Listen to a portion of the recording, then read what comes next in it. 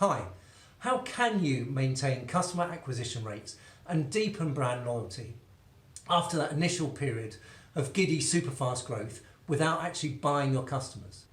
In the next couple of minutes, I'll run you through the double threat heading towards neobanks who are in exactly this situation and anyone else who's in this situation in a fast growth business.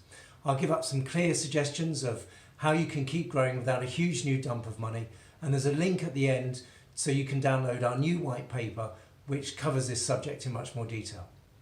As you know, there's a recognised life cycle for industries after that initial period of fast growth, but before the profits that come with maturity, there's a shakeout. In that shakeout, it's the unprofitable companies that die and disappear. It's obvious, really. No brand, no margin. This shakeout is the first threat that's heading towards the neobanks. And the second threat, that's self-inflicted. Just at the time they should be differentiating themselves from each other, becoming true brands and building their margins, at this exact moment, they've all started to sound exactly the same.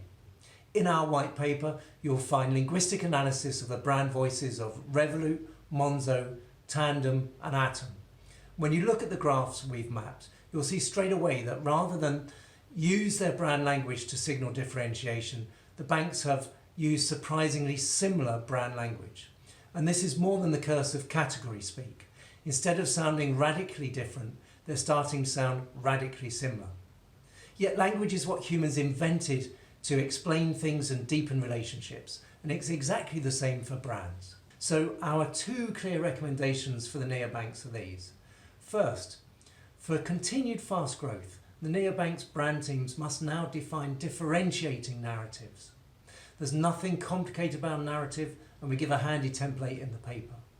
The second recommendation is that to deepen engagement, brand writers should be given clearer guidance on how the voice can flex in social media channels while staying consistent with the overall brand voice.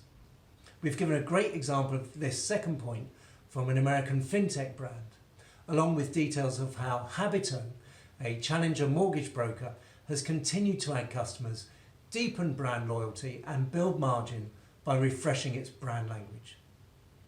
If you'd like to hear more about how we help people understand the unique and underutilized powers of language throughout their business and how they can use it to deliver their strategic vision and commercial goals, please email me in confidence, chris@verbalidentity.com.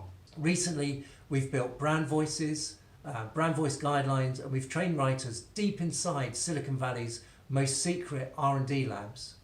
And we've done the same at a far more public UK skincare startup, as well as helping a globally famous perfumier define the voice of her new brand and finesse its positioning. So you can download the full white paper with detailed analysis. Visit our site verbalidentity.com, or like I say, any questions, email me chris@verbalidentity.com. Thank you very much.